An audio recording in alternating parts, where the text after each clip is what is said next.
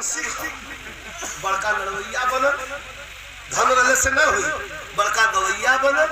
और बड़का नेता बनल। जे करे अंश में हो वही के मिला। वैसे चिल्लात चिल्लात हमारे कान कौन रहला हो प्रसिद्धि न प्रसिद्धि नेता जिंदगी में झंडा झंडा झंडा कोट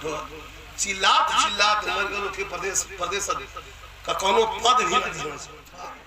मैं कैसे कहा कि कहो ये आज कहां हो गई का हो गई तुम कमो के उनिया से कर का फालतू मत बोल। 17 करोड़ 4 बजे ले इधर हम मेहरारू गए अपन गुरु भैंस नाक पे लगा के आई 7 बजे जगावे गए तुम मोरी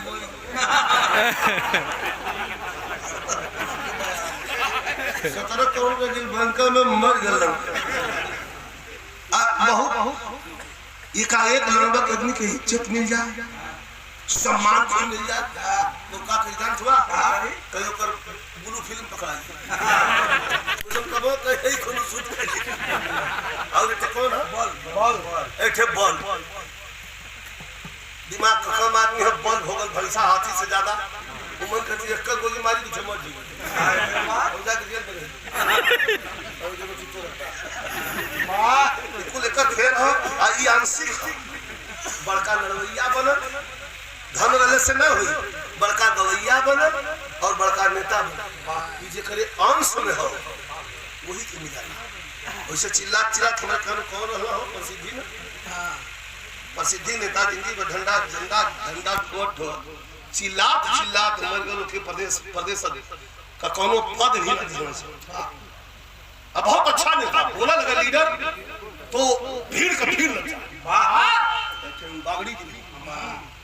वो लड़ता लड़ चल गई। तो सब आंशिक अंश में जगह रही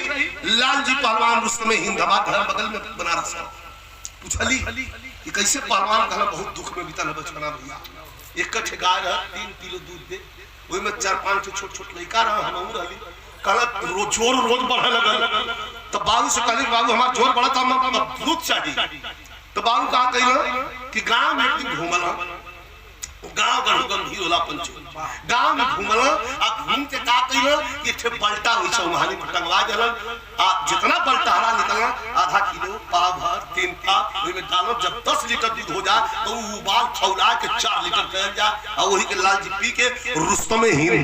हिंदुस्तान का माटी का सबसे बड़ा पहलवान लालजी ई अंश